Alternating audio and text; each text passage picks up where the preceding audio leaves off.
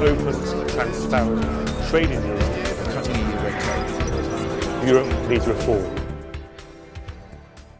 Pozdravujem vás, priatelia, z septembrového zasadnutia Štrasburského parlamentu a prejdem rovno k veci. Tou najväčšou správou, ktorá sa tu prejednávala, alebo tou udalosťou, bol prejav predsedu pána Junckera, ktorý sa jednoznačne vyjadroval ku stave únie.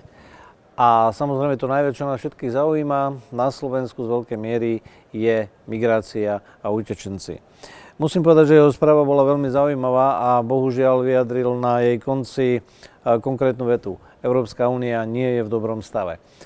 A zároveň prechádza rôzne problémy. Pozorne som počúval jeho prejav a musím skonštatovať, že som sklamaný z opätovnej snahy komisie vnútiť členským štátom kvóty a tentokrát pán Juncker už hovorí o mnoho väčšom počte imigrantov, hovorí o prerozdelení 160 000 utečencov k jednotlivým krajinám.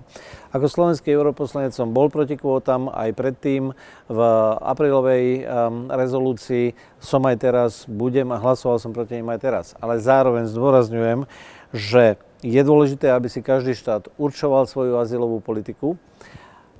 Hneď však je treba povedať, že toto je najväčšia utečenecká kríza od druhej svetovej vojny. Nemôžeme pred ňou zavrieť oči ani sa jej obrátiť chrbtom. A je potrebné, aby sme pomohli utečencom. To, že slovenská vláda, náš premiér povedali, že pomôžeme 200 utečencom, považujem za výsmech, za prejav hrubého egoizmu a za prejav hrubosti voči ostatným členským štátom.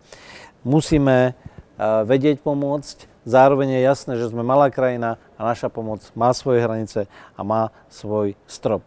Je treba pomôcť ľuďom v ohrození života, je treba vedieť odlíšiť treba z ľudí, ktorí by nás chceli zneužívať a pán Juncker zdôraznil, že azylová politika bude aj politikou návratu, že budeme vracať ľudí, ktorí nemajú právo na azyl a na prijatie a pomoc. Nemôžeme sa nekontrolovane otvoriť všetkým imigrantom, zároveň pomoc musíme vedieť.